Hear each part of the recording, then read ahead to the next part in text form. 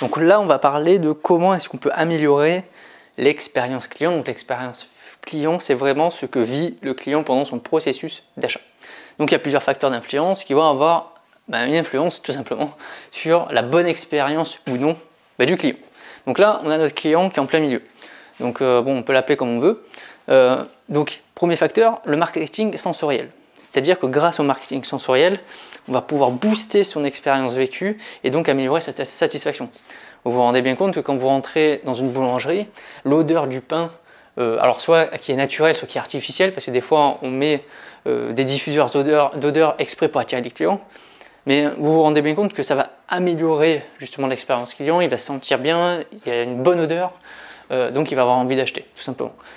Après, l'éclairage aussi. Si vous rentrez, imaginez vous rentrez dans un magasin et il fait noir dans votre magasin. Est-ce que vous avez envie de rester? Donc non, quand vous avez des super beaux éclairages qui sont bien mis en valeur de l'offre proposée par le magasin, qu'il y a des jeux de couleurs, etc., ça donne envie d'y aller. Donc forcément, ça va améliorer l'expérience. Les dégustations aussi, ça va mettre de l'animation dans le magasin, la musique.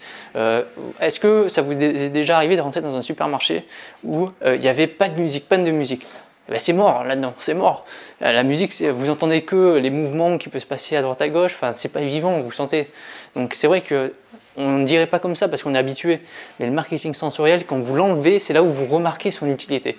Et ça, bien sûr, ça a un facteur d'influence super bien sur la bonne expérience du client. Après, il y a aussi le rôle du client. C'est-à-dire que dans certains magasins, on sait d'avance que parce qu'ils ont un positionnement de prix qui est plutôt bas, ça veut dire qu'on va devoir aussi agir. Quand vous allez à Ikea pour acheter du mobilier, vous savez que c'est vous qui allez aller chercher les cartons, que c'est vous qui allez monter le meuble. Quand vous allez acheter un canapé ou un meuble à 2000 € dans une enseigne spécialisée, vous vous attendez vraiment à ce que le meuble, on vous le livre, mais alors vraiment, il soit monté vraiment de A à Z, quoi, et que vous n'ayez pas à aller le chercher entre deux racks dans un carton. Donc bien sûr que le rôle du client a un jeu majeur aussi dans l'expérience vécue en fonction du positionnement de prix. Quand vous allez à Lidl, les produits sont encore dans les cartons, c'est à vous de les prendre. Alors que chez Carrefour ou chez Super U par exemple, les produits ils sont dépotés, ils sont mis dans les rayons, vous ne vous attendez pas à aller enlever le carton du dessus pour pouvoir prendre le produit. Donc voilà, c'est ce qu'on appelle le rôle du client. Est-ce qu'il est actif dans son rôle ou est-ce qu'il est passif? Donc ensuite, il y a l'agencement du point de vente qui va jouer sur l'expérience du client. C'est-à-dire que, bien sûr, est-ce que le parcours client il va être long, est-ce qu'il va être rapide, est-ce qu'il y a des raccourcis, le mobilier de présentation qui peut avoir un effet sur l'ambiance générale du magasin, et donc forcément ça va améliorer ou dégrader l'expérience client.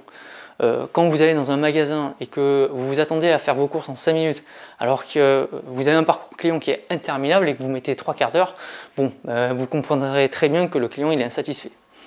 Ensuite, il y a les relations sociales. C'est-à-dire qu'il y a plein de facteurs sociaux dans le magasin qui peuvent soit améliorer, soit dégrader l'expérience du client. Par exemple, vous pouvez avoir un super personnel, super disponible, super aimable qui va remettre le sourire au client. Donc ça va améliorer son expérience. Ou au contraire, vous pouvez avoir un personnel qui fait la gueule tout le temps et que forcément, ça va diminuer son expérience. Également, vous avez des fournisseurs et des partenaires dans les magasins, des fois, qui mettent en place leurs opérations.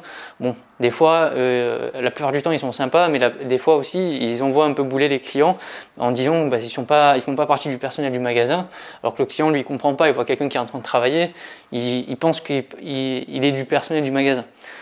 Ça peut avoir un impact assez mauvais des fois sur le client. Autre chose, évidemment que les autres clients aussi, c'est des facteurs d'amélioration et la plupart du temps de dégradation de l'expérience client.